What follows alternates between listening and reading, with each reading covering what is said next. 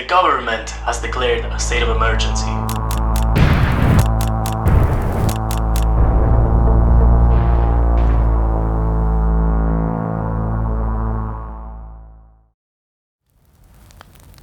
The sun's temperature rises. Corpses seem to rise from the ground. They call them visitors. And you are forced to stay inside your house. This is the dystopic world of No, I'm Not a Human. And in this video, we're going to discuss the full lore of the game, including the characters, endings, the theme organization, and the virus itself. We're also going to discuss all the secrets that nobody else mentions, so let's begin. In this game, you play as a loner, someone who doesn't go out much, and that hated his family, more specifically, his father. Your only friend lives nearby. 31st. Rumoralia. I'm opening on a date because these in the game have meanings. You can survive up to 14 days, all having their respective calendar page and all of them with their own hidden meaning. In this day, your neighbor comes over, worried because he received early news of the disaster. He brings beer and spreads the rumor to you, hence Rumoralia. On day 2, after you wake up, he shows you the mechanics of the game, introducing beer to deplete energy. With the tutorial out of the way, the following night you start letting people in. First, a tall slender guy, then a cashier girl in desperate need of help. The following morning will be the beginning. Cucumber Day. Despite many sources quoting this as being the name due to cucumber making your teeth white, a sign representing visitors, it's actually due to a Russian festival in the small town of Suzdale. This is further validated by a Reddit user revealing that his hometown of Sibiezh in Russia actually looks identical to the one of the trailer. Well, you check for signs, reach your own conclusions, and go to sleep. Day 3. Family Day. In this day, if you call your neighbor, he'll tell you that he went outside the previous night to play with his daughter. While outside, he came across the dead bodies of teenagers, which convinced him not to leave the house again, hoping to protect his daughter from witnessing such atrocities again. Today might be the last normal day for his family. Tonight an odd person visits, the prophetic man, giving you wisdom. He'll be important later, remember him. Day 4, Conjunctivitis Awareness Day. It's in this day's morning that another sign is revealed, red eyes. It's here that people you meet start to question it. What if you were tired or anxious? Will that make a visitor of you? Is a sign really enough? Nevertheless, today we finally meet FEMA, the government organization created to defeat the virus. You wonder if that's really going to work. Day 5, Children Day. Don't let the nice name fool you, because by looking at the window, you see what you hoped to never see. Your only friend's house, the one of your neighbor, is on fire. His daughter comes running to your house, saying that the visitors killed her father. You take her in, of course, how could you not? And here, the plot thickens. Day 6, Cashier's Day. You guessed it, it refers to the cashier we mentioned before. It's in this day that she realizes to be a visitor. One of the few guaranteed ones at that. And yet, she doesn't kill, nor do anything. But she knows that death is coming for everyone. Day 7, Township Day. This is merely sarcasm. Your neighbor's house was just the first example. Now the whole town is on fire, and mistrust grows day after day between the population. Day 8, Hospitality Day. On this day a new important trait is found, bugs inside of earwax. Day 9 seems to get a little easier, being called World Thank You Day, but it's not easier in the actions, because today a new group appears, the Death Cult. Its leader will drop off the disciples at your house the night before, and you are forced to take them in. The Death Cult leader will thank you for helping them out, asking that you keep them alive. The following day will be Diplomacy Day. This night marks the cult leader's second visit, and he will ask if his flock is still in the house and whether the diplomatic agreement was respected. If it was, you can be sure to leave another day. Going to the 11th, Reconciliation Day. This night will be the last time the Death Cult leader visits your house, taking his flock with him, allowing you to reconcile with his cult. Approaching the end, we get Day 12, National Windmill Day. It is today that you see the last of the prophetic man, looking much worse than at the start. He gives you the final clue to allow you to find a peaceful ending. By day 13, It is finally Summer's Ends Festival, the last day of summer and last day of inspecting the guests. Some peace at last. The very last day you're allowed to play in this game is Cribbled. It is suspected to be due to it being Father's Day, and given the relationship the character had with his father, it makes sense. Today you board up the house and retreat in the basement, concluding your final day. We've mentioned a lot of the characters right now, just talking about the days and what they meant. There is so much lore to expand on, so how about we start with the main ones? Because although sometimes they are random, the order they appear in is kinda important because they will know more and more about what goes on the further ahead you are in the story. Don't mind the sudden switch, but I've just changed my mixer, so here we go. Let's start simple with the Code Guy, one of the very first encounters in the game. Although seemingly normal for what normal can be in this world, you instantly notice that despite the heat, he's wearing a jacket and refusing to take it off. Immediately this comes off to you as weird, because you know that the sun is scorching the earth and everybody passing through the light, and yet this person has a whole coat on his body. You question him about it, and it becomes a lot clearer as to why through the dialogues, and it is much worse than anything you would expect. He greets you instantly by saying that the heat doesn't bother him, and he's just looking for a quiet place to rest.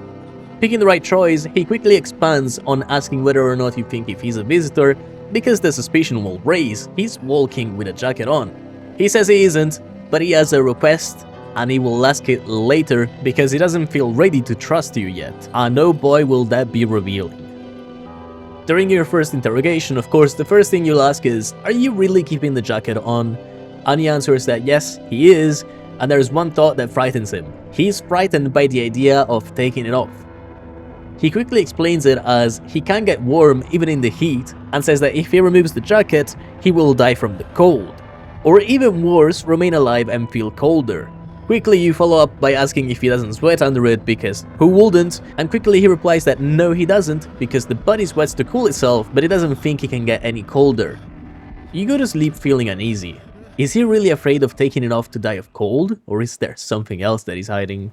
The second day you ask him what he plans to do with his temperature, and he says that he doesn't believe he can change it, because a hot bath only burns him, but he doesn't feel any warmer. He pictures you a metaphor. He feels like he's in the deep space. Vast and frozen galaxies are born, stars collapse around him, and he just observes, without ever feeling the heat of the sun or the warmth of an embrace. By the third day you're really curious at this point. It sounds really strange, so you press him about it. You ask him what he said that he was gonna reveal and when it was gonna be. He says he's not sure he wants to talk about it right then, because he has something on his mind and has had it for a long time, and it might be why he feels so cold. He says that I will tell you tomorrow, so you go to sleep knowing that at least you will get some answers. So the following day, when you ask him the routine question, he says that he wants to show you a secret, and that he thinks he's ready for it. Says it usually ends badly, but maybe not this time. There is a little bit of hope in his voice. While he grabs his sweater, he says, under these clothes is, I believe, the reason for my cold and loneliness both. He pulls it up and reveals a massive black hole in his torso that instantly kills whoever is in the room with him. Somehow it does not kill you though, but it leaves him deeply sad, and he says, no, not again. Here you have two options. You can ask him what he did, or you can tell him that he's screwed. If you ask the first, he will tell you that he didn't mean to, and that he thought it was gonna be different here, but it never is. He then gets really sad and says he's where he never wanted this.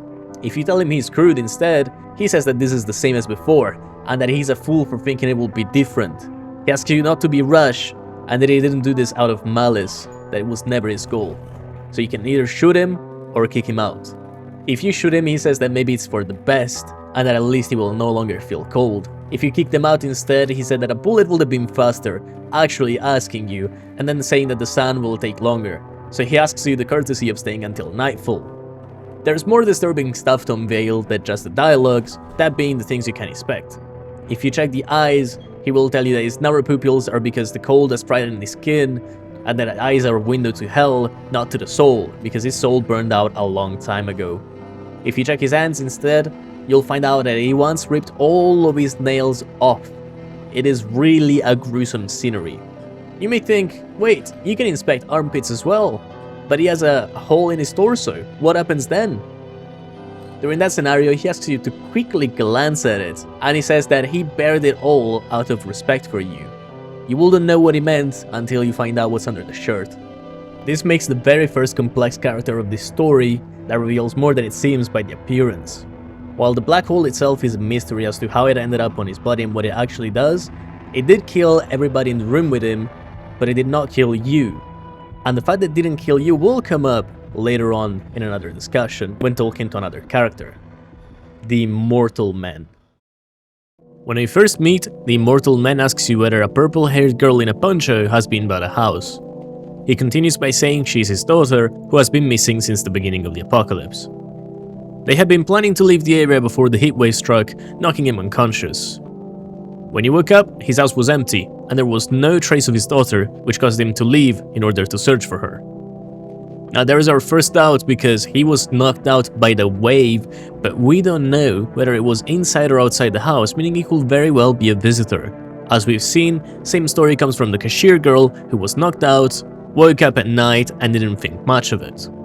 Unlike other visitors though, Immortal Man also implies that he has a history with FEMA, claiming that he knows too much about them and that they're searching for him. He quickly tells you that both you and him are immortal, which at first may seem weird, but then he clarifies. Of course we're not immortal in the way you're thinking. After death we reincarnate and live again. Then we die once more and the cycle of rebirth continues on. As disappointing as this can sound, because in the beginning even I believed maybe we were both really immortal, later on he kind of confuses the water by saying something odd. But on top of that, he also claims to have knowledge on the visitors that he can share with you if you let him stay a couple of days until FEMA leaves the area, even knowing where they come from. I was in the epicenter of the shitstorm when everything went down. You ever hear the stupid urban legends about demons on the outskirts of town? Never mind, nobody remembers stuff like that now. Turns out, they weren't just rumors, and FEMA knew about it all along. They claimed there wasn't anything supernatural going on, and now the sun's burning everybody to a crisp, while monsters from the underground are killing off the survivors. Basically, FEMA realized they screwed up big time, and now they're scrambling to cover up their incompetence. I just happened to be in the wrong place at the wrong time. I know the whole organizational structure of FEMA, inside and out, who answers to whom, who does what, who's screwing who, all of it. And those bastards knew everything about the visitors, knew how dangerous they were, and they still let them into the city. Because not one of them gave a shit about our safety. They were just laundering government money. Anyone who witnessed their screw-up became a victim too. The organization didn't want anyone else to know, and this was all going down before the quarantine zones. I barely got away. Want a tidbit of a top-secret info? Well, it's all FEMA's fault. Everything they say on TV, total bullshit, man. If there is anything out there worse than visitors, it's FEMA themselves. The fifth day, he gives you the last bit of information before leaving to search for his daughter again. Where they come from? From the outskirts of town. Yeah, I know the quarantine zones are far from there, but I'm certain, I'm not superstitious, but they're the same demons people were talking about 2 years back. I don't know how they got into the city, but I do know who let them in. It was FEMA. The visitors aren't aliens like a lot of people think, they're living creatures, not unlike you or me, and they're just as native to this planet as we are. I can't stay here any longer, I need to find my daughter. Thank you, Immortal One. The Immortal Man gives you one of the most important takes in the game's lore. He truly is very knowledgeable about FEMA, and is right to say that all the signs coming up in TV are utter nonsense. All but the last one. The bugs inside of the earwax, confirmed from multiple sources within the game, is the sign to spot a visitor. Moving on to someone who also doesn't believe in FEMA, but will do all of what he can in his power to bring you to safety, we have the most important character in the game. Do you remember him from before? Because yes, it's the Prophetic Man. He greets you for the first time very early on in the game, and claims to know you. If you've never played the demo, it might not make sense to you, but he remembers you throughout all of the playthroughs, including the previous versions of the game. He asks you to pick up a spot in the book for him to read a quote and see how it aligns to his prophecy. Regardless of the three options, he makes one thing and one thing only very clear. A lady with a cat is coming and the cat must come in. He cannot yet explain how, but he's certain he will help you. He then follows up by saying, you can choose what you do with this information, of course, and as for me, I think I'll go ahead and ponder on the deeper meaning of your divination. Later on, the lady with the cat does show up. An obvious visitor. Hell, her proof of being human is speaking in broken English and making you notice that all of her limbs are there, so... Is he trying to trap us through the disguise of an animal? Can animals become infected even? You let her in and sleep through the night. The following one he comes back. Oh wonderful, the cat's with you. What to do with the one who brought it is for you to decide. Well, you know the drill. Don't trust somebody, bullet in their face. When you ask him how he knew about the cat, he says that he sees further than most. A gift he was given. He doesn't see all, but you? He knows what awaits further down the path you walk. He says that something terrible comes to meet you. You're not the cause, yet you will feel its touch all the same. Perhaps they'll mention it on the radio. Will you listen? He says. For 2 days yonder, testing portends doom. When I first came here, I felt something strange. Now the feeling has subsided somewhat. I think we're on the right path. I hope to see you again soon. On the third encounter, he comes back looking much worse, almost as if he's being consumed by something. He says, "You're there, right? The feeling is worse now. It's strange. Is it because of all this destruction?" Even he doesn't understand whoever is sending him and gives him the sight of the future. "Do you need help?" we ask. And he says, "I've already got all the help I need. I feel weaker. My sight can't reach as far as it did before. It's probably not you or her. This happened once before at the very beginning. Everything will be fine." Newly grown stalks will break through the ash and reach for the sky. Goodness, I do not wish to scare you. Simply thinking aloud. Before I came to you, everything felt so clear. Now, it's like fog. You have a basement, right? Something's there, beneath the soil, though I can't quite see what. We ask why we need it, and he says, "Goodness, I can't think clearly. Though, in the soil, I see one more thing. Don't jump. Not yet. Listen, I need some rest." And given the way he looks, he really needs some. When he mentions her, we know who he's referring to. Almost everyone brings her up sooner or later. Death. Death is ever so close to him, and taking his sight and life from his body, and it only gets worse. "I've forgotten your face. My vision's fading. I barely see anything now. Has she left me? You look bad, man. She kept me going all this time, and now she's just going to take it all back? What was the point?" Are you dying? What a strange question. I don't understand any of this anymore, but I used to, I think. I remember just one word. Jump. What does it mean? Is it a message meant for you? Remember when I asked you to read my fortune from this book? Would you do it again? I'm scared. Maybe it will help. And as this is one of the latest days you can reach in the game, we keep the option that asks him to check somewhere towards the end. And it reveals. We've been on a train to nowhere for the longest time, but the road roars on beneath its wheels. I get it now. Goodness, I just remembered something. Thank you. I'll be going now. Goodbye. Although tragic, let's not forget that the prophetic man brings you towards one of the cutest encounters in the game, and although innocent looking, very impactful for your gameplay. Napierdish the cat. The cat is a cat. He's able to be fed cat food during the day, which you can order from Forrest, the local supermarket you can call.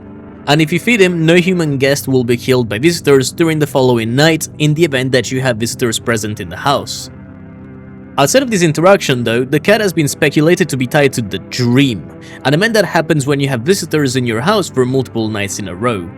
The exact conditions that make this dream happen are uncertain, but when it happens, everything looks different. Your sight literally looks at cat level, speaking of which, or at the level of somebody who's scrolling, but we'll get back to this in a second. Every door you get close to will open slightly, and upon waking up, all the people in those rooms will be dead. This might be due to the fact that having multiple visitors alive will infect you, and thus, when night falls, you're gonna rampage and kill everyone in the house. Just like how visitors only kill when you sleep, which also explains the crawling. While it's not 100% confirmed, this possibility matches with the name of the achievement that you can get while this happens for the first time, which is called Walk a Mile in Their Shoes. It's so interesting that while on the verge of the destruction of the human race, the only guaranteed safety is found in a pet and not another human. And while on the topic of humanity, there's lots to say about it, leading us to FEMA. As we briefly mentioned before, FEMA is a government-run organization which is supposed to save us, right? Well, if 2025 taught us anything, is that the government can be trusted, and many things point towards the mistrust of FEMA in the game. At the start of the first day and going onwards, FEMA provides the CR channel information that helps identify potential signs of visitors. However, their methods of finding this information is by going door to door of homeowner houses to gather test subjects. These tests will most likely become more and more demanding as the nights go on due to unsubstantial results from the small sample size of the previous tests. Additionally, the signs they provide the news network for visitors become more and more absurd, like hairless armpits. If the signs weren't already ridiculous at the very start, now they are. As we remember, the tall man argues in his dialogue that anyone could be a visitor, because they could simply wash their fingernails and that the sign itself somehow makes a gardener a visitor. Overall, the signs can be used to identify visitors, but it is better to view things with skepticism and make sure your guest stories add up to the signs during the day. From the 4th night onwards, agents wearing orange or yellow hazmat suits can be seen patrolling the area around your house.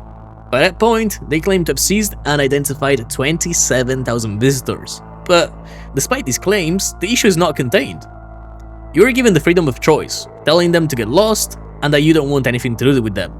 But they remark, "Oh, for fuck's sake, have it your way. You enjoy the view behind me?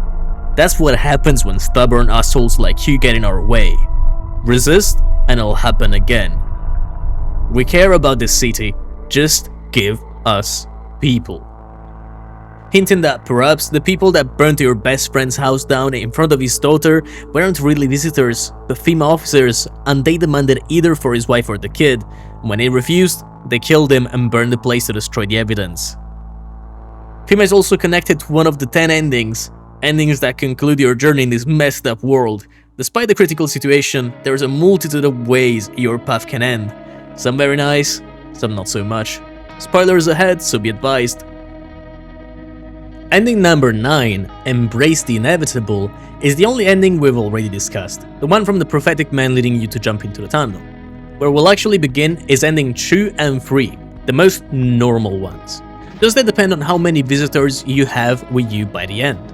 They're basically the default good and bad endings, where having at least a visitor in the house means bad, and only humans or being alone means good. Getting them quickly out of the way, we have ending 6, Yes, I'm Alone, which, if you followed so far, you know that it is the sentence that prompts the pale visitor to bust your door down and grab you like a toy with his slender arms. We don't know if you die, as it ends abruptly, and you think. The moment his shadow crossed the threshold, the house fell silent. Now, all that remains of you are the whispers. Ending 7 goes the other way around, with you being the murderer. You achieve this by killing a large number of humans with a gun, after which the prophetic man will come knocking, announcing that your fate is now inevitable. Everyone you met seemed an enemy. Fear blinded you, and others merely finished what you had already begun. But that's not the only way around we'll go. We'll do another 180 with ending 10, which happens when the vigilante passes by your house the second time, and he'll demand you show him something to confirm you're human. You have a multitude of options, and you can actually make sure that your signs are either good or bad by taking certain actions like washing your hands or smoking. If you fail, the vigilante will point his gun at you, and a fight begins.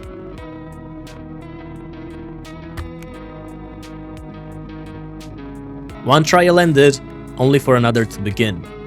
Now, in the eyes of the crowd, you are the one to be feared. Speaking of death, it's only right that we give credit to those who really worship her like nothing better exists. Death Cult and their ending. Number 4, May death cleanse us of our sins. If you keep all the peons of the cult alive inside your house until the leader makes the second visit, and make sure FEMA does not take them, you'll be offered to join them and become a worshipper of death. Not sure this is the best option, but they do seem to have it figured out, so why not? They prayed for the final silence. Perhaps their plea was finally heard. It's quiet out there. I want to take some time on this sentence, which is the definition of the ending by the game, and it seems, much like a lot of other cults, there might have been a mass suicide ordered by the leader. Not only can you join the death cult, you can even join FEMA, which is part of the 5th ending you can access by calling FEMA 3 times through the run, starting from the moment their phone number is displayed on TV. If you always hand the FEMA notice slips, always comply and never pick a negative option or question their motives, you'll wake up one night, unable to look outside the windows, and hearing a knock. At the peephole, you'll see a FEMA agent telling you that you've received a job opportunity. And only now, we get the weirdest of endings. Amongst mushrooms and fetuses. These endings both happen exclusively if you interact with shoe-specific characters. With ending 8, the Shroom or Doom, you must let the cat lady in. This is not tied to the prophetic man, but it matters because the cat will unlock the basement, which will allow the mushroom eater to visit you and give you a page from the Book of Smiles, containing instructions on how to unlock this. You must pick the mushroom that grows in the basement, place it in the fridge, and eat it. The following day, an apple will appear on the shelf in the whole room, and you must eat it. Lastly, on the 3rd day, a clock will appear above the bed, and clicking on it will set it to midnight. The mushroom eater will visit one more time after all this is set and confirmed, telling you to join him on a journey. And what a journey!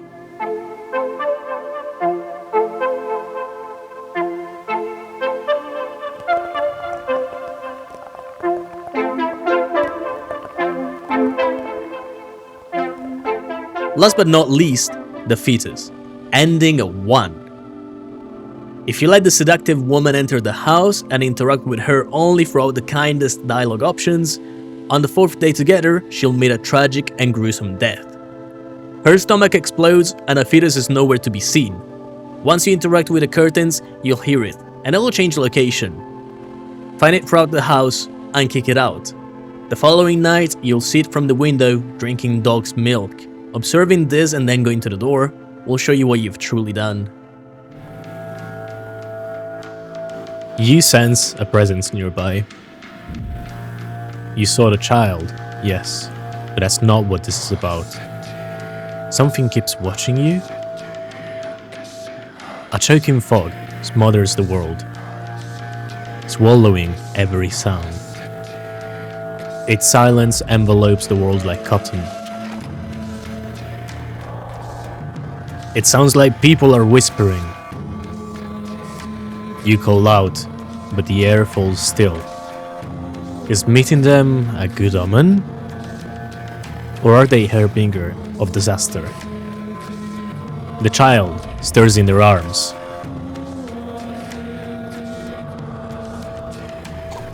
It can no longer bring light into this world. At least, you don't think it can. Is it our salvation or damnation? Panic grips you. The 3 of them yank the child in opposite directions. You raise your gun and fire blindly. Somewhere. Anywhere.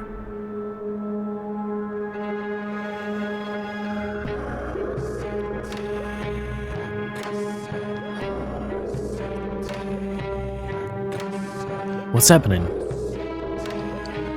What is this? Why is everyone dressed like that? More figures emerge from within the fog. You're the prophet, a woman says. Don't you see? You name the sins of this world. You are our salvation.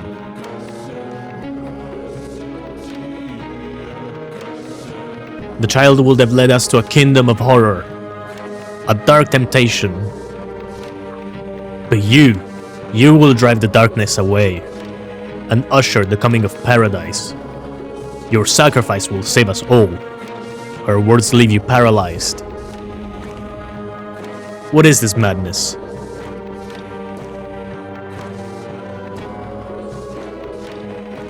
Whatever they mean, one thing is sure. The child is no longer among the living. Who knows what they'll do to you? You catch the glint of metal nails clutched in a hand among the crowd.